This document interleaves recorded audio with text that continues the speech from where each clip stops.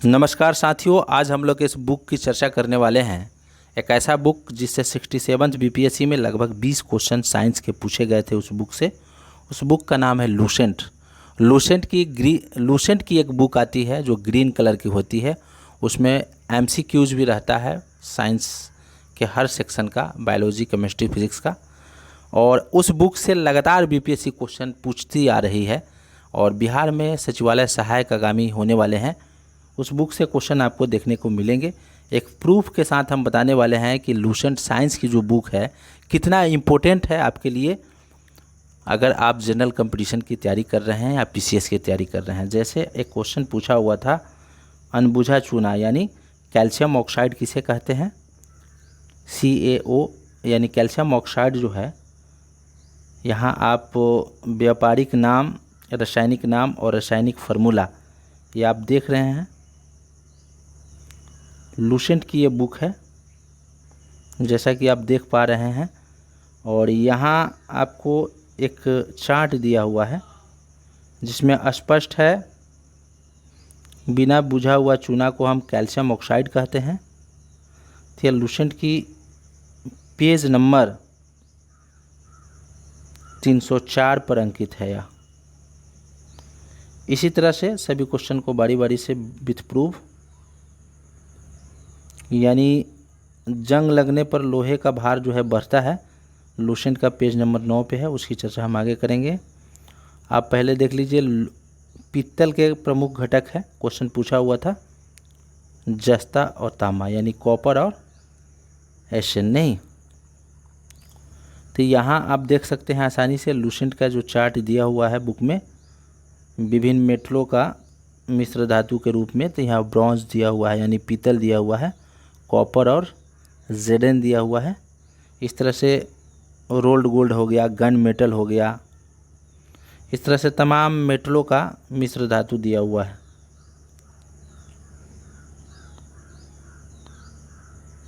उसी प्रकार एक क्वेश्चन ये भी पूछा हुआ था, जंग लगने पर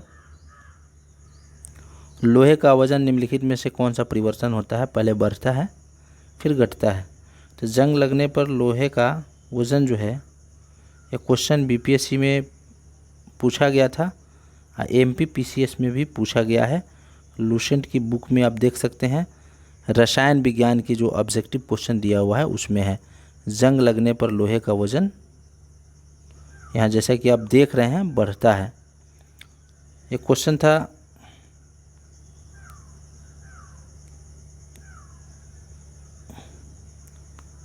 परमाणु के नाभिक में मूल कण होते हैं, प्रोटॉन और न्यूट्रॉन होता है।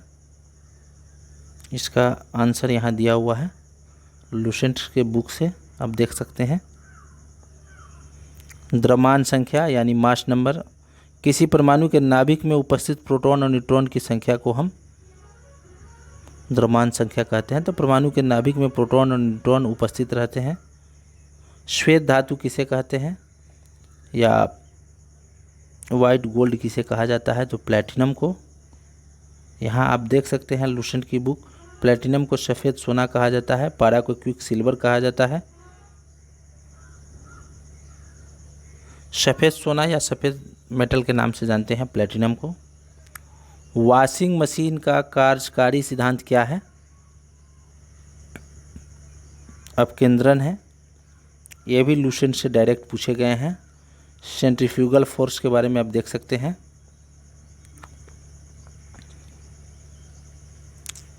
कपड़ा सुखाने की मशीन, दूध से क्रीम निकालने की मशीन जो है, अपकेंद्रीय बल पे के सिद्धांत पे कार्य करती है, यहाँ दिया हुआ है।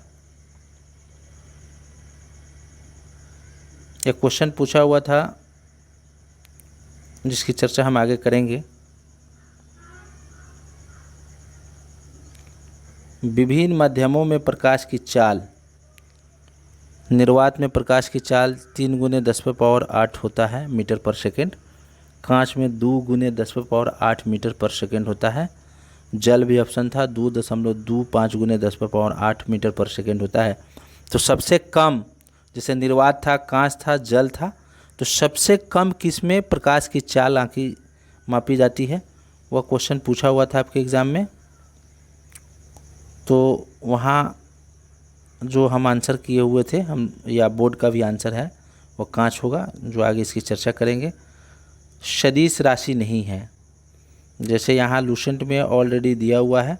क्वेश्चन इसमें पूछा हुआ था 35 कि निम्नलिखित में से कौन सी सदिश राशि नहीं है, तो इसमें गति होगा, यानी विस्थापन, वेग, बल, आघूर्ण यानी टॉर्क वगैरह जो है सदिश राशि है। तो अदिश और सदिश राशि का स्पष्ट लिस्ट दिया हुआ है, यहाँ आप देख सकते हैं चैप्टर नंबर 2 फिजिक्स में गति के नियम।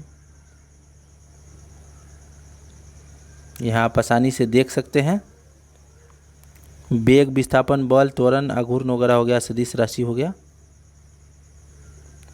एक और क्वेश्चन पूछा हुआ था अपेक्षिता का सिद्धांत, यानी अल्बर्ट आइंस्टीन ने दिया था सापेक्षता का सिद्धांत, उसी को कहते हैं।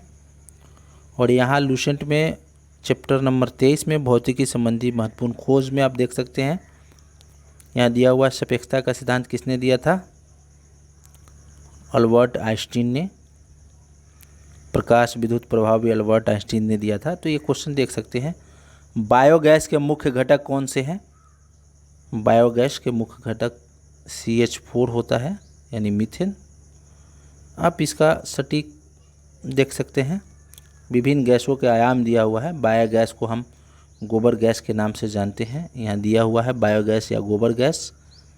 और गीले गोबर पशुओं के मल मूत्र से सड़ने पर ज्वलनशील मीथेन गैस बनती है। तो यहाँ सीधा आपको लूसेंट में दिया हुआ है। पटाखा फूटने से चमकदार लाल दिखाई देता है स्ट्रांसियम के कारण। इस सवाल का जवाब आप यहाँ देख सकते हैं, लूसेंट में केमिस्ट्री का टॉपिक में दिया हुआ है। हरा बेरियम और आतिशबाजी के दौरान आप देख सकते हैं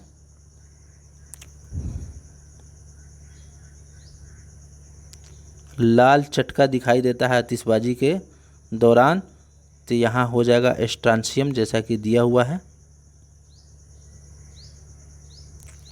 डायरेक्ट सीधे तौर पे प्रश्न पूछे जा रहे हैं, उत्कृष्ट धातुएं हैं, तो जैसे कि उत्कृष्ट धातु की पहली विशेषता होती है कि यह शुद्ध रूप से प्राप्त होता है प्रकृति में। और कौन कौन से उत्कृष्ट धातु हैं, जैसे कि यूरेनियम, सीसा उत्कृष्ट धातु नहीं है। 4 उत्कृष्ट धातुएं हैं जो यहाँ दिया हुआ है, जैसे आप देख सकते हैं सोना, चांदी, silver, platinum, gold, platinum, silver और मरकरी उत्कृष्ट धातु के उदाहरण हैं। आप देख सकते हैं लवणता युक्त वातावरण प्रेमी पौधे को क्या कहते हैं? लवण मृदोद्भिद कहा जाता है, यानी हेलोफाइटा कहा जाता है। और हेलोफाइटा से रिलेटेड भी कई क्वेश्चन हैं, देख सकते हैं आप।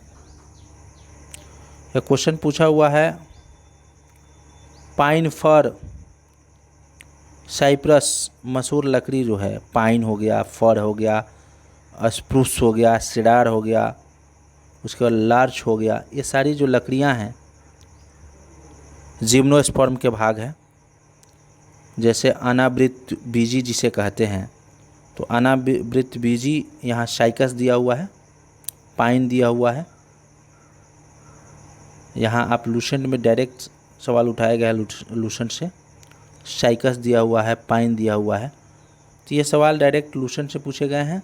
लाल रक्त कणिका विहीन जंतु है, रेड ब्लड सेललेस जंतु को हम केचुआ कहते हैं। तो केचुआ आप देख सकते हैं लूसेंट में दिया हुआ है। केचुआ एक्चुअली एनालिडा संघ का एक भाग है केचुआ। केचुआ के 4 जोड़ी हृदय होती है, इसके जीव द्रव में हीमोग्लोबिन का विलय हो जाता है, जिसके कारण इसमें रेड ब्लड सेल बनता ही नहीं है। तो यहाँ केचुआ दिया हुआ है। आप देख सकते हैं कि कार्बोहाइड्रेट के अपघटन के उपरांत अंतिम रूप से क्या बनता है, तो कार्बोहाइड्रेट टूटने के बाद अंतिम जो उत्पाद है, यहाँ ग्लूकोज दिया हुआ है। आप आसानी से ग्लूकोज देख सकते हैं। कार्बोहाइड्रेट 3 प्रकार के होते हैं। मोनोसेकेराइड कार्बोहाइड्रेट का सरल अवस्था है ग्लूकोज, और डाइसैकेराइड हो गया, पॉलीसेकेराइड हो गया। तो यहाँ डायरेक्ट लूसेंट से सवाल पूछे जा रहे हैं। अधिकतर एंजाइम होते हैं प्रोटीन के, ये भी सवाल पूछे हुए थे। तो अधिकतर एंजाइम जो होते हैं प्रोटीन के बने होते हैं। तो आप आसानी से देख सकते हैं। एक सवाल यह था जो मिस किए हम, लौनोवृद्ध यानी हेलोफाइटा यहाँ दिया हुआ है लुसेंट में, वस्तुनिष्ठ प्रश्न में। पौधे जो नमक युक्त मिट्टी में उगते हैं उसे हम हेलोफाइटा कहते हैं, यहाँ दिया हुआ है। और प्रोटीन के प्रकार है, जैसे कि प्रोटीन एंजाइम है।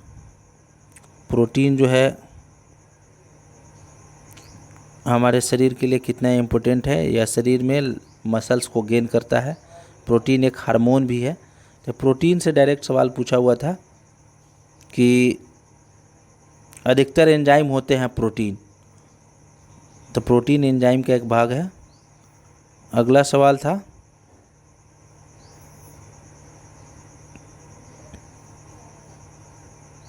अगला क्वेश्चन था, कवक पौधों में नहीं पाया जाता है पर्णहरित, यानी पर्णहरित का मतलब क्लोरोफिल नहीं पाया जाता है। यहाँ स्पष्ट दिया हुआ है, आप देख सकते हैं। 1 मिनट।